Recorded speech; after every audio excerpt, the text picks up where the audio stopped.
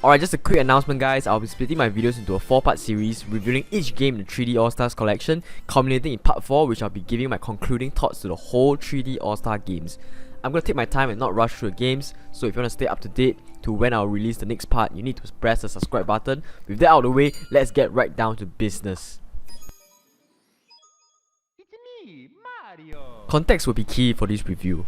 I'm a 98 kid that never got to experience this game when it first came out.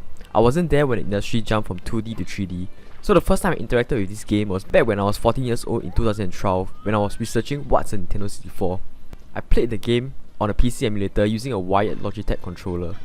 I remember having fun with the game but never got a chance to finish the game. I reckon I had around 30 plus stars.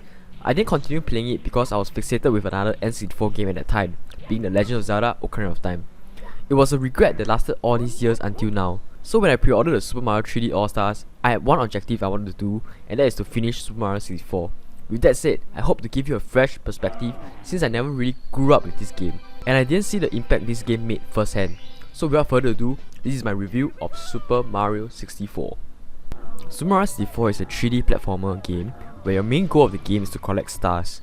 Said stars can be contained from completing objectives found in levels or from the castle hub world. This would sound like a very simple premise, but Nintendo really nailed in its execution in 1996.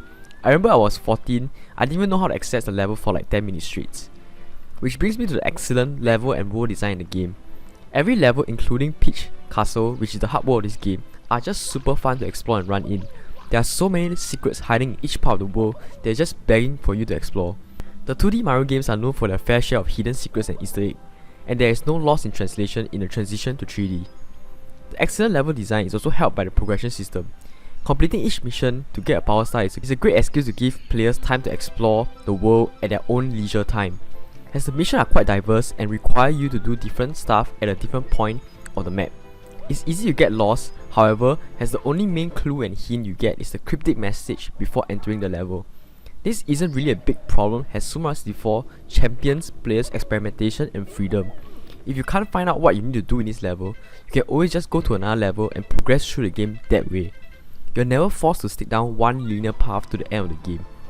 The only gripe I have with the game's progression system is that after getting each power star, the game puts you out of the level.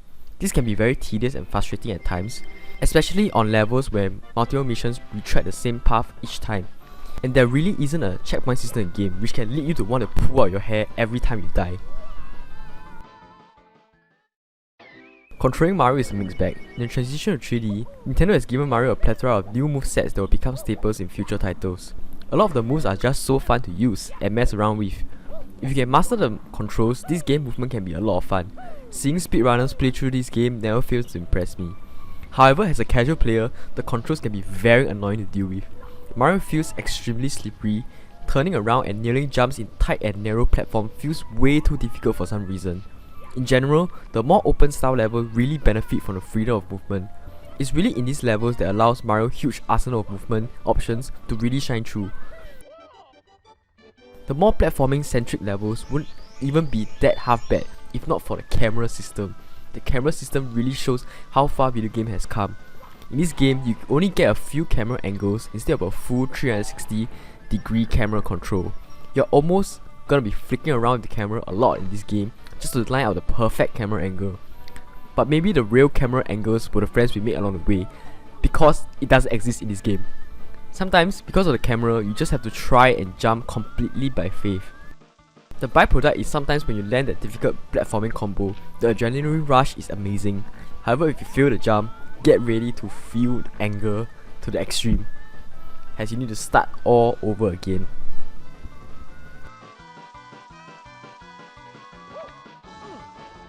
The presentation of this game is great in my opinion, even though the graphics can seem really blocky and rough around the edges, with models that are literally just simple polygons, as well as the overuse of 2D sprites.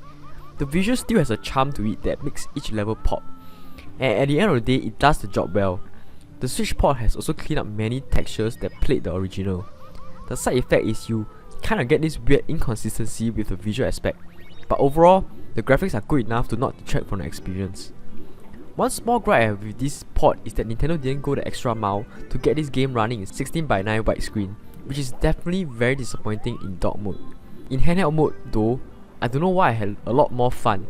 The 4x3 in handheld mode seems nicer, however I did spend most of my time in the later part of the game in dock mode, as I was tired of dying due to the short distance analog stick on the Joy-Con. The best part of the presentation of this game that still holds up to this day is the amazing soundtrack. If you can count on one thing about Mario games is that they always have a great soundtrack. I'm glad to report this game is not an exception. Curiously enough, there wasn't a lot of new tracks that I didn't heard back when I first played the game in 2012. This is because a lot of the tracks are reused again. However, the tracks that are present are just excellent. 3 shoutouts go to Dire Dire Blocks, Koopa Road, and the credits music. However, there seems to be a weird audio delay that plagues this port. Me personally, I can't really hear it, so I guess if you're super familiar with the game, that might bug you out.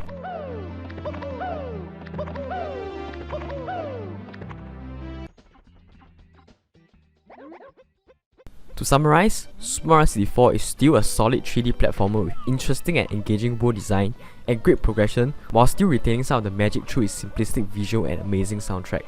It is however a product of its time. Wonky camera and loose control plagued this classic and made this game less accessible in today's day and age.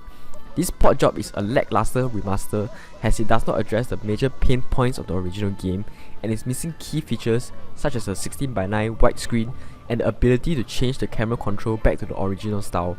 Also, as of this writing, the port suffers from slight audio delay which we hope Nintendo will address in an upcoming patch. This is the point where I usually deliver my verdict, but even now I'm conflicted. I think a major part of the appeal of this game is the nostalgia factor. If you grew up playing this game during the era where 3D was still fresh and new, this revisit to Mushroom Kingdom will probably mean a lot more to you.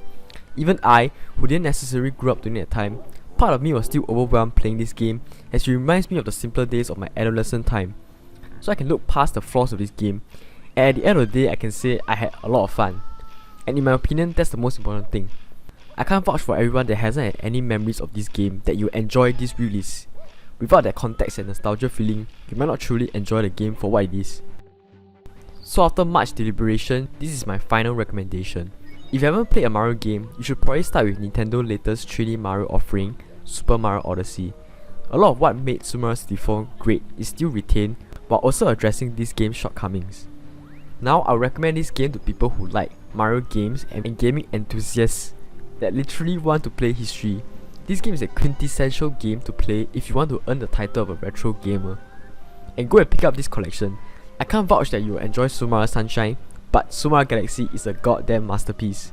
Just Galaxy alone is worth the price of admission itself. But I guess you have to wait for part 3 to find out more in depth of what I think about the game. And if you already picked up the 3D All-Stars, just fire this game up and play it. It's a rather short game to finish anyway. Completing it is a whole other beast though. With that being said, I'm giving this game a 7.8 for having too much paintings.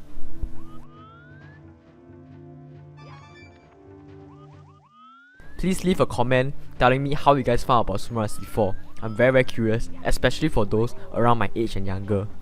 Also, subscribe to this channel to see more reviews, including the rest of the 3D All-Stars collection.